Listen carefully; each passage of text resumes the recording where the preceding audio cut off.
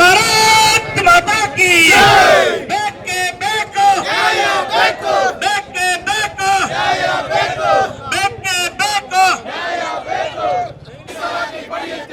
ಅಲ್ಲೋ ಮಿಸ್ಟರ್ ಸಿದ್ದರಾಮಯ್ಯ ಹೇಳಿದ್ದೇನು ಮಾಡಿದ್ದೇನು ಅಲ್ಲೋ ಮಿಸ್ಟರ್ ಸಿದ್ದರಾಮಯ್ಯ ಹೇಳಿದ್ದೇನು ಮಾಡಿದ್ದೇನು ಬೇಕೇ ಬೇಕು ನ್ಯಾಯ ಬೇಕು ಬೇಕೇ ಬೇಕು ಹಲೋ ಭಾರತ್ ಮಾತಾ ಕಿ ಜೈ.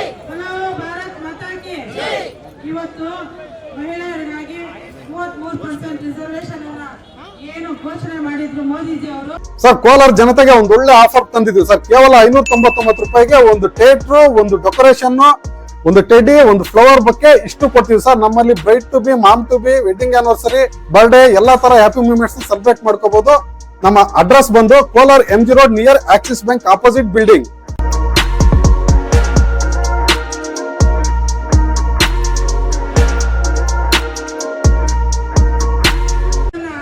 ಅವರು ಫೇಲ್ ಮಾಡಿದ್ರು.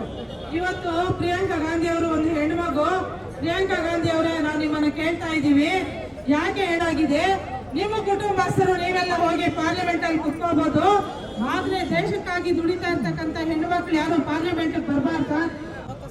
ಲೋಕಸಭೆಗೆ ನಾವು ನಿಲ್ಬಹುದು ಅನ್ನೋಂತ ಒಂದು ಆಸನ ಇಟ್ಕೊಂಡಿದ್ವಿ. ಇವತ್ತು ತಾವು ಅದನ್ನ ಕಿತ್ಕೊಂಡ್ಬಿಟ್ರೆ ನೀವು ಮಾತ್ರ ಕುಟುಂಬದವರು ರಾಜಕಾರಣ ಮಾಡಿ ಒಂದು ಶಾಲೆಯಲ್ಲಿ ಟೀಚರ್ ಆಗ್ಬೋದು, ಒಂದು ರಾಜಕೀಯದ ಜೀವನದಲ್ಲಿ ಆಗ್ಬೋದು, ಪ್ರತಿಯೊಂದರಲ್ಲೂ ದುಡಿಮೆಯಲ್ಲಿ ಆಗ್ಬೋದು, ಇವತ್ತು ಒಂದು ರೈತ ಮಹಿಳೆ ಆಗ್ಬೋದು, ಪ್ರತಿಯೊಬ್ರು ಹೆಣ್ಣು ಮಕ್ಕಳು ಇವತ್ತು ಎಲ್ಲ ದುಡಿತಾ ಇರ್ತಕ್ಕಂಥವ್ರು ಈ ದೇಶದಲ್ಲಿ. ಹೆಣ್ಣು ಮಕ್ಕಳು, ನೀವು ಹೆಣ್ಣು ಮಕ್ಕಳ ಬಗ್ಗೆನೇ ನಿಮ್ಗೆ ಅಭಿಮಾನ ಇಲ್ವಾ? ಇವತ್ತು ಜನಧನ ಖಾತೆಯನ್ನ ಕೊಟ್ಟರು.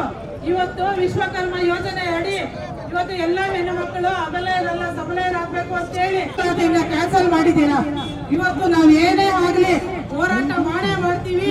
ನಮ್ಗೆ 33% ರಿಸರ್ವೇಶನ್ ಬರಬೇಕು, ಅದನ್ನ ನಾವು ಪಡಿತೀವಿ. ಮೀಸಲಾತಿಯನ್ನು ನಮಗೆ 33% ನಮ್ಮ ನರೇಂದ್ರ ಮೋದಿಜಿಯವರು ನಮ್ಗೆ ಕಲ್ಪಿಸ್ಕೊಟ್ಟಿದ್ದಾರೆ.